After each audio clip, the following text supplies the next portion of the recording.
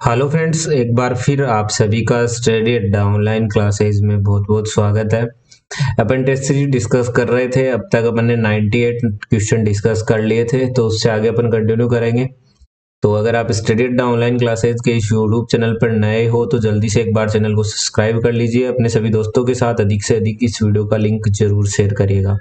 सभी technical exams में आपके लिए काफ़ी हेल्पफुल रहने वाली है ये टेस्ट सीरीज। तो जो आज का अपना पहला क्वेश्चन है 99 नंबर। मैंने लास्ट सीरीज में आप सभी को ये क्वेश्चन कमेंट आंसर इसका कमेंट करने के लिए दिया था। काफी स्टूडेंट्स ने आंसर सही कमेंट किया है, कईयों ने नहीं किया। तो एक इसकी ये लाइट की डेफिनेशन का क्वेश्चन था। जो लाइट होती है उसकी डेफिनेशन ये है क्वेश्चन के अंदर। तो क्या बोल लाइट क्या होती है? प्रकाश एक शरीर से निकलने वाली विद्युत चुंबकीय ऊर्जा का एक रूप है जिसे मानव आंख से उपयुक्त होने के लिए माना जाता है। लाइट की डेफिनेशन थी। तो 99 में राइट आंसर क्या हो जाएगा? ऑप्शन नंबर 4 पहला ये क्वेश्चन था, आसान सा। चलिए उसके बाद अपन आगे कंटिन्यू करते हैं। क्वेश्चन नंबर 100 नंबर क्वेश्चन आपके सामने है। बताइए, कार में खालिस्तान बैटरियों का प्रयोग किया जाता है। Zinc cadmium lead acid, nickel cadmium, zinc oxide, lithium ion battery. जो कार होती है उसमें किस प्रकार की बैटरियों का प्रयोग किया जाता है? बताओ। तो कार के अंदर कौन सी होती है? लेड एसिड बैटरी यूज होती है। तो ऑप्शन नंबर सेकंड 100 में क्या हो जाएगा? राइट आंसर हो जाएगा। और ये क्या होती है? रिवर्सिबल पुनः चार्जेबल बैटरियां होती है। कौन कौन सी होती है? लेड एसिड बैटरी क्या है? पुनः चार्जेबल बैटरी है। इसके अलावा निकिल कैडमियम, निकिल धा निकिल धातु हाइड्रोइड, लिथियम आयोन, ये सभी क्या है? रिवर्सेबल है, यानी कि इनको पुनः चार्ज किया जा सकता है। चलिए नेक्स्ट 101 नंबर क्वेश्चन। समांतर में जुड़े सेलों का उद्देश्य क्या होता है? देखिए, ये अपना एक सेल होता है, ये दूसरा सेल है। अगर इन दोनों को अपन समांतर क्रम में जोड़ रहे हैं तो उसका उद्देश्य क्या होता है? अगर आप एक या दो बार इनको अपने हाथ से बनाकर देख लोगे उसके बाद आपको पता चल जाएगा। दोनों डेफिनेशन याद रखिएगा, एक तो सेलों को समांतर क्रम में और एक सेलों को श्रेणी क्रम में क्यों जोड़ा जाता है, मैं दोनों आपको यहाँ बताऊंगा। देखिए, ये सेल है जिसका वोल्टेज है ई, इसका वोल्टेज भी क्या है? ई। दोनों को समांतर में जोड़ेंगे। समांतर क्रम में इक्विवेलेंट वोल्टेज क्या होता है? समान होता है। यानी कि समांतर क्रम में अपने सामने निकल कर क्या आया कि समान वोल्टेज होगा। चाहे कितने भी सेल जोड़ लो, ये 2 वोल्ट का है, ये 2 वोल्ट का है, तो इक्विवेलेंट वोल्टेज भी कितना होगा? 2 होगा। समांतर के लिए क्या हो जाएगा? समांतर में सेलों को जोड़ने पर अपने को क्या मिलेगा? वोल्टेज तो समान मिलेगा। तो वोल्टेज समान होगा तो धारा क्या हो जाएगी? यहाँ से अलग अलग। ये चीज से रिलेटेड इन दोनों पे भी क्वेश्चन बनता है, तो ये दोनों समांतर के लिए हो जाएगी। आपसे यही पूछा है, तो समांतर में क्या हो जाएगा यहाँ? Right answer. समांतर में जोड़ने से क्या हो जाएगा? धारा क्षमता में, करंट कैपेसिटी में वृद्धि, यानी कि करंट क्या हो जाएगी? बढ़ जाएगी। वोल्टेज तो वही समान रहने वाला है। यहाँ ऑप्शन नंबर 5 क्या हो जाएगा? राइट आंसर हो जाएगा। इसके अलावा अगर श्रेणी क्रम के लिए पूछता तो देखिए, श्रेणी क्रम में एक सेल है ई वोल्ट का, दूसरा वोल्ट सेल भी है ई वोल्ट का। ई से समझ में नहीं आया तो मान लीजिए 2 और 2 है, तो रास्ता एक ही है, तो करंट तो क्या होगी? समान। तो समान श्रेणी क्रम में करंट क्या होती है? समान। और वोल्टेज क्या होता है? इनका जोड़ हो जाएगा। 2 और 2 कितना हो गया? 4 वोल्ट। यानी कि जो वोल्टेज है वह अपने को क्या होगा? असमान, यानी कि ज्यादा हो जाएगा जोड़ने पर। और श्रेणी क्रम में क्या हो जाएगी? करंट अधिक मिलेगी। नहीं सॉरी, समांतर क्रम में क्या मिलता है अपने को? करंट अधिक मिलता है। और श्रेणी क्रम में क्या मिलता है? वोल्टेज अधिक मिलता है। ये पूरे कंफ्यूजन आपके एकदम अच्छे से क्लियर होने चाहिए। दोनों पे क्वेश्चन एग्जाम में एग्जामिनर बनाते हैं।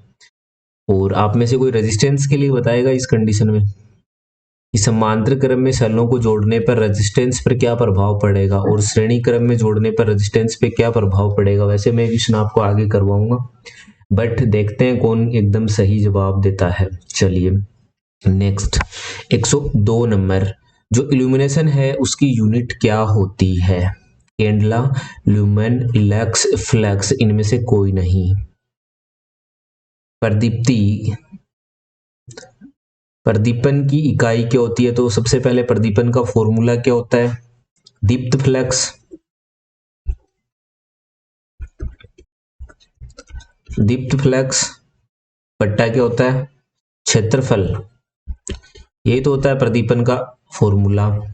तो यहां से जो यूनिट निकल कर आएगी वह क्या आएगी,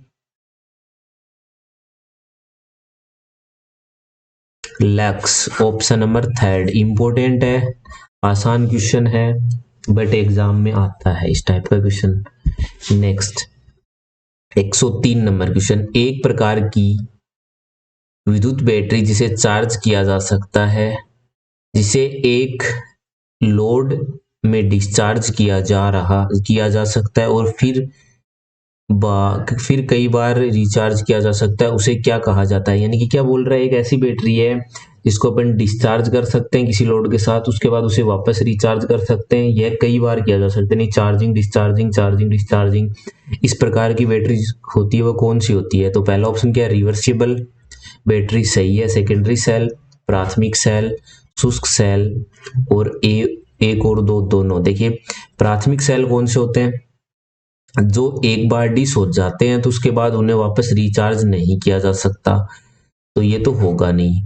सेकेंडरी सेल कौन से होते हैं, वह है जिन्हें अपन क्या कर सकते हैं, दोबारा से चार्ज कर सकते हैं, तो सेकेंडरी सही हो जाएगा, रिचार्जेबल सेल सही हो जाएगा। तो यहाँ ऑप्शन नंबर 5 क्या होगा, एकदम से सही जवाब होगा। इस क्वेश्चन को मैंने आपके लिए क्यों लिया बताऊं, जल्दबाजी में ऐसे मत करियाना कि सेकेंडरी सेल, और कुछ लोग यहाँ बस पहला ऑप्शन पढ़ेंगे, पहला क्लिक कर देंगे, कुछ लोग पढ़ेंगे जो दूसरा क्लिक कर देंगे, तो सभी ऑप्शन भी पे भी ध्यान देना जरूरी होता है। यहाँ ऑप्शन नंबर 5 क्या होगा, राइट आंसर होगा। एग्जाम में ऐसी छोटी छोटी गलतियां होती है, सभी को पता है रिचार्जेबल बैटरी और सेकेंडरी सेल एक ही बात है, बट ऑप्शन दो अलग अलग बना दिए और दोनों बोथ बनाया हुआ है, तो जरूर पांचवा ऑप्शन पढ़िएगा।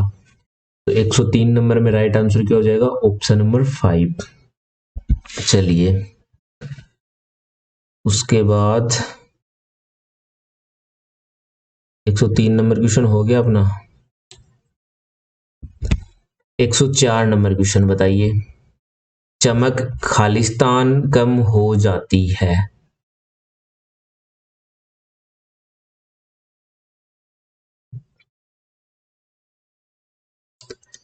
विसारक का उपयोग करके, लैंप की ऊंचाई अधिक करके, निश्चित कोण पर प्रकाश विच्छेदन के लिए परावर्तकों का उपयोग करके, उपरोक्त सभी। तो इन सभी कारणों से क्या हो जाती है, जो चमक है वह क्या हो जाएगी, कम हो जाएगी। तो 104 नंबर क्वेश्चन के लिए राइट आंसर क्या हो जाएगा, ऑप्शन नंबर 4। चलिए अगर आपने अभी तक स्टडी अड्डा ऑनलाइन क्लासेज के इस यूट्यूब चैनल को सब्सक्राइब नहीं किया तो जल्दी से सब्सक्राइब कर लें।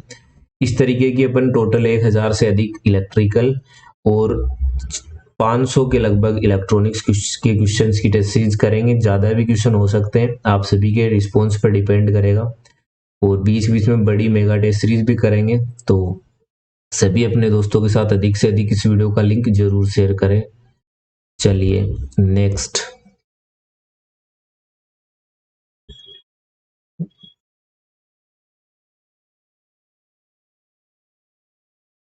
105 नंबर से क्वेश्चन, शुष्क सेल का धनात्मक जो ध्रुव है यानी कि ड्राई सेल का जो पॉजिटिव पोल है वह किसका बना होता है, जिंक का, कार्बन का।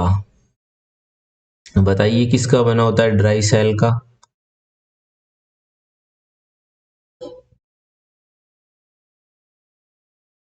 धनात्मक, तो जो इलेक्ट्रोड होता है वह किसका बना होता है, कार्बन का बना होता है।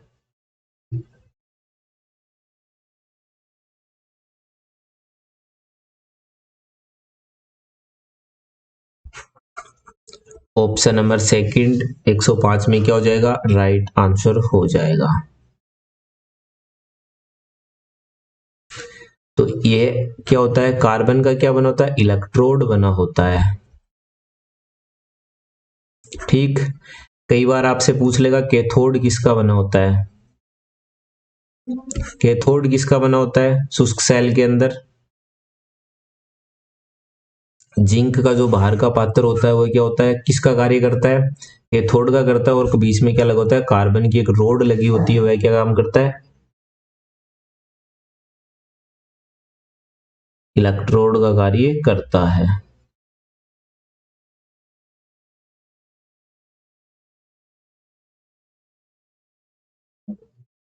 चलिए नेक्स्ट 106 नंबर क्वेश्चन, प्रज्वलक का उपयोग किस लैंप परिपथ में किया जाता है, बताइए। इग्निटर जो होता है उसका यूज किस सर्किट के अंदर किया जाता है, fluorescent tube, LED lamp, metal halide lamp और PHPMV high pressure mercury vapour lamp और तापदीप्त लैंप या इंडिकेशन तापदीप्त लैंप, बताइए। 106 नंबर क्वेश्चन के लिए राइट आंसर क्या हो जाएगा, जो इग्निटर है वह किसके लिए यूज किया जाता है।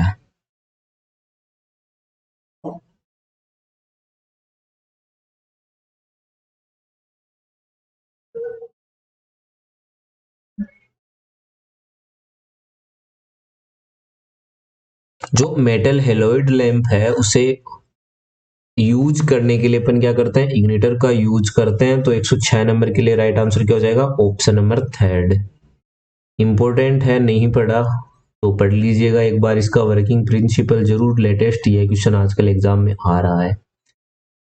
इग्निटर के सर्किट से रिलेटेड भी क्वेश्चन आता है तो वो भी आप जरूर एक बार पढ़ के जाइएगा।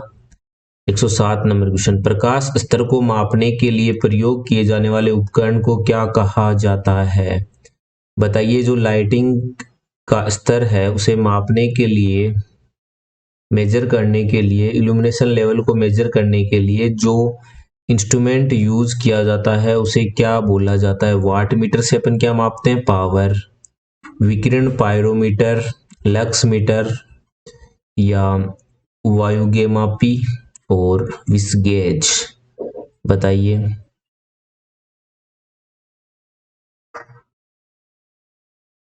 तो विकिरण पायरोमीटर क्या होता है, इससे अपन गर्म वस्तुओं के संपर्क किए बिना उनका क्या कर सकते हैं, टेम्परेचर माप सकते हैं। लक्स मीटर से क्या करते हैं, इल्यूमिनेशन लेवल मापते हैं, यही अपने को यहाँ पूछा है। तो ऑप्शन नंबर थर्ड 107 के लिए क्या हो जाएगा, राइट आंसर हो जाएगा।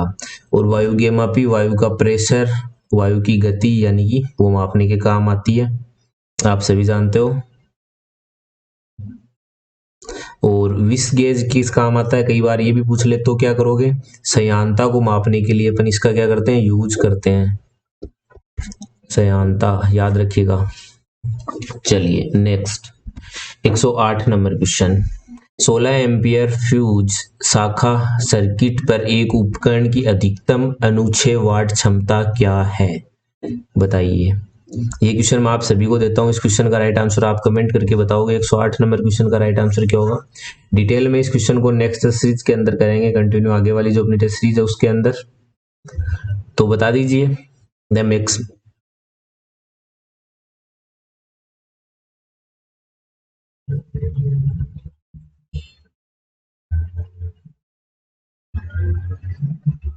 ये अपन नेक्स्ट सीरीज में मैं आपको इसका आंसर बता दूंगा। तब तक अगर आप में से किसी को इसका आंसर आता है तो कमेंट सेक्शन में कमेंट करके जरूर बताइएगा।